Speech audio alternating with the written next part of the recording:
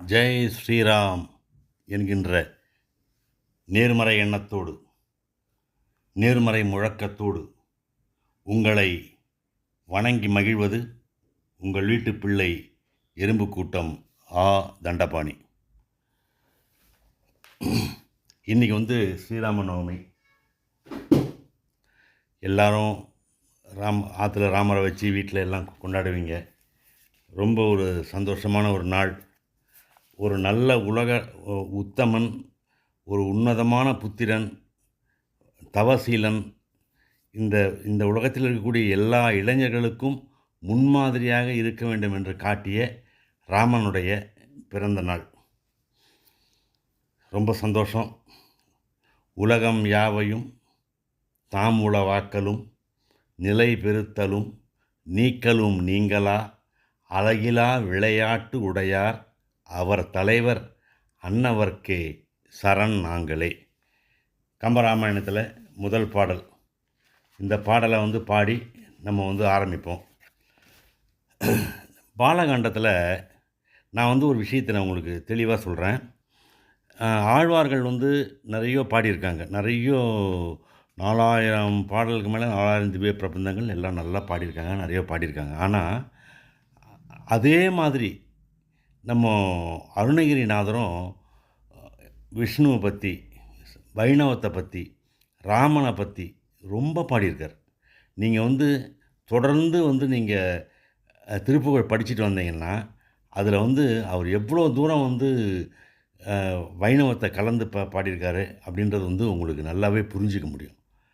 நிறைய பாடல்கள் இருக்குது. அது சமயம் வரும்போது நம்ம அதை பற்றிலாம் பேசலாம். நான் இப்போ பாலகாண்டத்தில் நம்ம ராமர் பிறந்துட்டார்.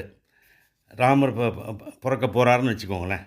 அதை கம்பர் எப்படி பாடுறாருன்னு கேட்டிங்கன்னா, கம்பராமாயணத்தில் ஒரு பகல் உலகெலாம் உதரத்துள் பொதிந்து அருமறைக்கு உணர்வரும் அவனை அஞ்ச கருமுகில் கொழுந்தெழில் காட்டும் சோதியை திருவுறப் பயந்தனர் திறங்கொள் கோசலை.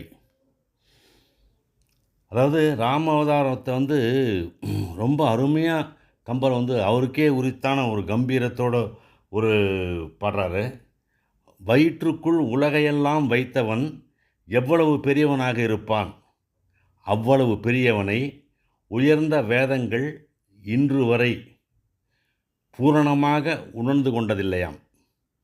வையும் ஏழையும் வயிற்றுள் வைத்த பெரியவனை தன் வயிற்றுள் வைத்த பாக்யவதி கோசலை. அது மட்டுமல்ல, யாரும் உணர்தற்கரியானை கண்களால் அனைவரும் காணும்படி தெய்வ திருவுருவாக பெற்று தந்ததிலும் உயர்ந்தவள் கோசலை. அந்த கோசலை தாயை வணங்கி அடுத்த விஷயத்துக்கு போவோம். அதாவது இந்த பிள்ளைத்தமிழ் நீங்கள் கேள்விப்பட்டிருப்பீங்க. பிள்ளைத்தமிழில் பல வகை உண்டு. அது நிறைய பேர் பாடியிருக்காங்க. அருணகிரிநாதர் பிள்ளைத்தமிழ் பாடலை இருந்தாலும் முருகனது குழந்தை பருவத்தை பல்வேறு விஷயங்களில் பல்வேறு இடங்களில் அவர் பாடியிருக்கார். அதாவது ஒரு திருச்செந்தூர் திருப்புகழில் பாடுறாரு. தொந்தி சரியன்னு ஆரம்பிக்கும் அந்த திருப்புகழ். அதில் பாடுறாரு. அவர் அந்த பிள்ளைத்தமிழை ரொம்ப ரசிக்கலாம். ஆனால் அந்த பிள்ளைத்தமிழ் பாடினது அவர் முருகரை பற்றி இல்லை. முருகருடைய மாமா ராமனுடைய குழந்தை பருவத்தை பற்றி அருணகிரிநாதர் பாடியிருக்கார். அதாவது கம்பன் ஒரு குறிப்பிட்ட அளவோடு நிறுத்திட்டான். அப்புறம் இப்போ ராமர் வளர்றாரு, போகிறாரு, அது மாதிரிலாம் கொண்டு வந்துட்டான். ஆனால் இந்த கோசலை தன்னுடைய மகன் ராமனை எப்படி அழைக்கிறா, எவ்வளோ அன்போடு அழைக்கிறா, எத்தனை முறை அழைக்கிறான்றதை சொல்கிறார். எப்படி கூப்பிட்றான்னு சொல்லிட்டு அருணகிரிநாதர் சொல்கிறார். எந்தை வருக, ரகுநாயக வருக, மைந்த வருக, மகனே இனி வருக, எண்கண் வருக, எனதாருயிர் வருக அபிராமா, இங்கு வருக அரசே வருக, முளை உண்க வருக, மலர் சூடிட வருக என்று பரிவினோடு கோசலை புகழ வரும் மாயன். இதில் வருக வருகன்னு 10 முறை சொல்கிறாங்க கோசலை. ஏன் 10 முறை சொல்கிறாங்க? அவர் 10 அவதாரங்கள் எடுக்க போகிறாரு அப்படின்றதாலயா? இல்லை நீ வளர்ந்து பெரியவனாகி 10 தலை ராவணனை வதம் செய்யறதுக்கு தான் நீ வந்து அவதாரம் எடுத்திருக்க அப்படின்னு சொல்கிறதாலயா? இது எதனாலேன்னு தெரியல. அதே மாதிரி வந்து இந்த ஆண்களுக்கெல்லாம் வந்து பல பருவங்கள் 10 பருவங்கள் உண்டு. காப்பு, தாளம், செங்கீரை, சப்பாணி, முத்தம், வருகை, அம்புலி, சிற்றில், சிறுபறை, சிறுதேர் அப்படின்னு சொல்லிட்டு 10 பருவம் வந்து வருது இந்த இதில் பிள்ளை தமிழில். அதை வந்து சொல்கிறதுக்காக வேண்டி 10 முறை கூப்பிட்டாளா? எதுக்காக நீ வந்து 10 முறை வந்து கோசலை வந்து ராமனை அழைத்தாள் அப்படின்னு சொல்லிட்டு நமக்கு இன்னும் தெரியல. அருமையான ஒரு திருப்புகழ். தொந்தி சரிய. என்னடா ஸ்ரீராம நவமி அன்னைக்கு திருப்புகழை பற்றி பேசுகிறான்னு நினைக்காதீங்க.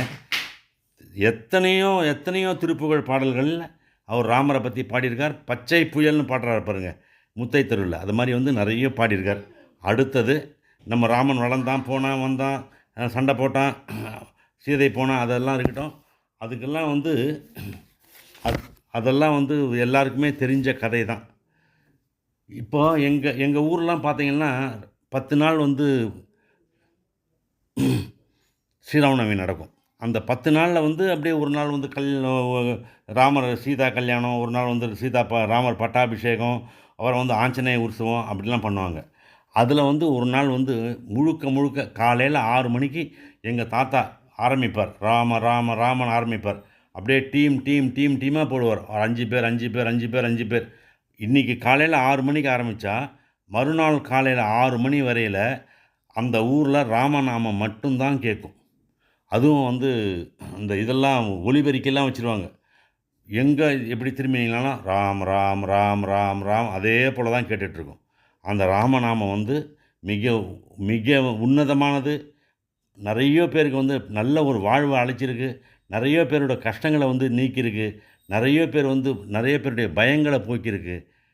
நிறைய பேருக்கு வந்து ஒரு ஆன்மீக சுகத்தை கொடுத்துருக்கு. அந்த ராமனுடைய பிறந்த நாள் இன்றைக்கி எல்லோரும் வந்து ஸ்ரீராமனை வணங்குவோம். அப்புறமா விட்டுட்டுனே ஸ்ரீராமனை வணங்குறது மட்டுமா? நம்ம தலைவர் ஆஞ்சநேயர் அவர் தான் வந்து இன்றைக்கி வந்து முழுசாக வந்து வணங்கணும். எவ்விடத்திலும் ராமன் சருதியாம் அவ்விடத்திலும் அஞ்சலி எத்தனாய் பவ்யமிக்க புகழ் திருப்பார் கடல் தெய்வதாசனை சிந்தை செய்வாமரோ சுந்தர வில்லையேவ சூழ்கடல் இலங்கை மேவி அந்தமில் வீடு நல்கும் ஆழியை தன்னை கண்டு வந்த வரக்கர் சிந்தி வளையறி மடுத்து மீண்ட நந்தவில்லாத தூதன் நம்மையும் அழித்து காப்பான். நாடிய பொருள் கைகூடும் ஞாலமும் புகழும் உண்டாம் வீடியல் வழியதாக்கும் வேரியன் கமலை நோக்கும் நீடிய அரக்கர் சேனை நீர் பட்டழிய சிலையில் சூடிய ராமன் தோல்வழி கூறுவார்க்கு நன்மையும் செல்வமும் நாளும் நல்குமே திண்மையும் பாவமும் சிதைந்து தேயுமே ஜென்மமும் மரணமும் இன்றி தீருமே இம்மையே ராமாவென்ற 2 எழுத்தினால். இப்போ நம்ம எல்லாத்த பற்றியும் பேசிட்டோம். எல்லார்கிட்டையும் எதுவும் வந்துட்டோம். கொஞ்சம் நம்ம விரிவாக கொஞ்சம் பேசுவோம். இப்போ வந்து நம்ம ராமனுடைய பட்டாபிஷேகத்தை பற்றி மட்டும்தான் பேச போகிறோம். ராமனுக்கு வந்து எப்படி வந்து பட்டாபிஷேகம் நடந்ததுன்னு பாருங்கள். அரியணை அனுமன் தாங்க அங்கதன் உடைவாள் ஏந்த பரதன் விண் குடை கவிழ்க்க இருவரும் கவரி பற்ற விரிகடல் உலகம் ஏத்தும் வெண்ணெய் மண் சடையன் வன்மை மரபுளோன் கொடுக்க வாங்கி வசிட்டனே புனைந்தான் மௌலி. இதுதான் ராமருடைய பட்டாபிஷேகத்து காட்சியை கம்பர் விளக்கிறது. என்ன அருமையாக யாரை மறந்தார்? யாரையுமே மறக்கலை பாருங்கள். தனக்கு வந்து உதவி பண்ண சடையப்ப வள்ளலை கூட சடையப்ப வள்ளலை அவர் மறக்கலை. அதனால் வந்து அனைவரும் நன்றி உணர்வோடு இருக்கணும். அனைவரும் இறை நம்பிக்கையோடு இருக்கணும். அனைவரும் நோய் நொடி இல்லாமல் சுகமாக வாழணும் அப்படின்னு சொல்லிட்டு திரும்பவும் ஒரு முறை இந்த கதையினுடைய கதாநாயகன் ராமனாக இருந்தாலும் அந்த கதாநாயகனுக்கு தலைமை தளபதியாக இருந்த எங்கள் மனம் கவர்ந்த ஆஞ்சநேயனை திரும்பவும் வேண்டி ஜெய் ஆஞ்சநேயா, ஜெய் ஸ்ரீராம், ஜெய் ஸ்ரீராம், ஜெய் ஸ்ரீராம், ஜெய் ஸ்ரீராம் என்ற தாரக மந்திரத்தை மீண்டும் சொல்லி உங்களிடமிருந்து விடைபெறுகிறது உங்கள் வீட்டு பிள்ளை எறும்பு கூட்டம் தண்டபாணி.